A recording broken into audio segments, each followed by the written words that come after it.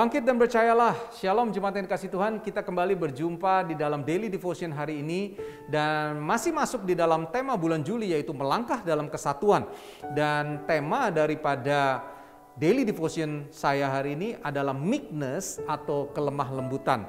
Dan kalau saudara melihat, mungkin hari ini saya masih menggunakan masker di dalam produksi taping Daily Devotion hari ini, karena kita tetap harus menjaga protokol kesehatan secara ketat. Saya tetap mau menghimbau kita jangan lengah, jangan pernah beranggapan bahwa oh dia kan saudara dekat, oh dia kan teman baik, saya tahu kehidupannya. Saudara, saya mengenal banyak orang yang hari ini terpapar dan mereka semua bahkan menjaga protokol kesehatan dengan ketat.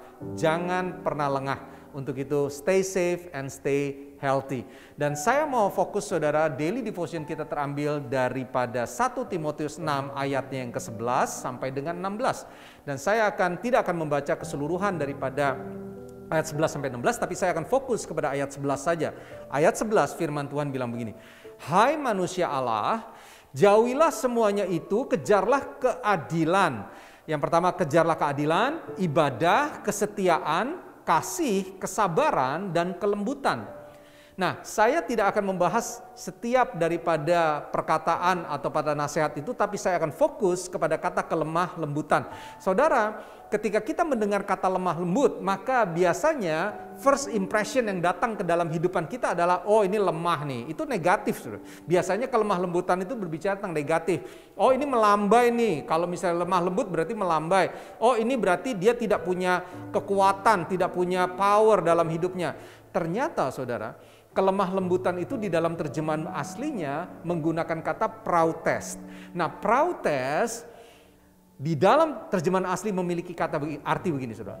Strength under control. Kekuatan yang hebat, tapi di dalam sebuah kuasa kontrol yang luar biasa.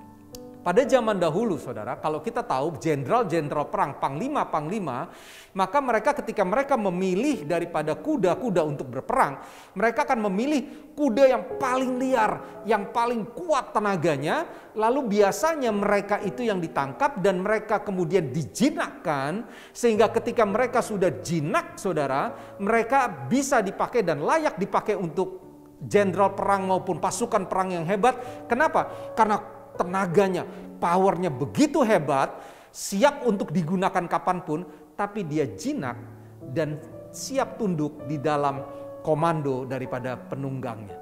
Saudara, prautes, kelemah lembutan berbicara tentang apa? Strength under control. Saudara, kitab Efesus mengajarkan kita kepada manusia lama dan manusia baru.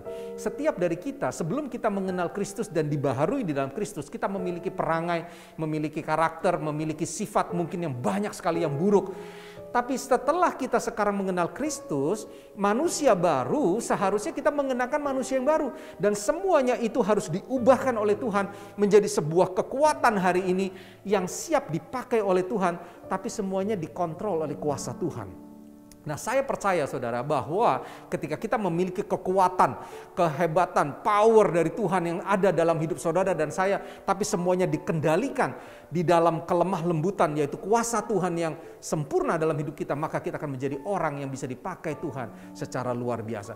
Saudara, Roma 12 bilang begini, kita harus mempersembahkan tubuh. Kalau kita tidak mempersembahkan hidup kita kepada Tuhan untuk dipakai, maka ayat kedua katanya, jangan kita menjadi serupa dengan dunia ini, tetapi apa? Berubahlah oleh pembaharuan budimu, transforming your mind, sehingga kita bisa mengerti apa mana yang menjadi kehendak Allah, apa yang baik, apa yang berkenan kepada Tuhan, mana yang enggak.